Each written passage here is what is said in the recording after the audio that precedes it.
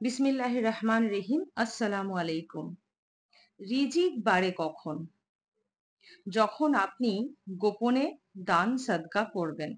অর্থাৎ আপনি যে দান সাদকা করেছেন সেটা কাউকে জানাবেন না বা জানতে দেবেন না। শুধুমাত্র আপনিই জানবেন। তখন রিজিক বাড়ে। ২, আপনি অন্যের জন্য যখন ভালো চাইবেন। নিজের ভালো তো সবাই চায়। অন্যের জন্য ভালো কজন চায়? এইটা যখন চাইবেন তখন অবশ্যই রিজিক বাড়বে।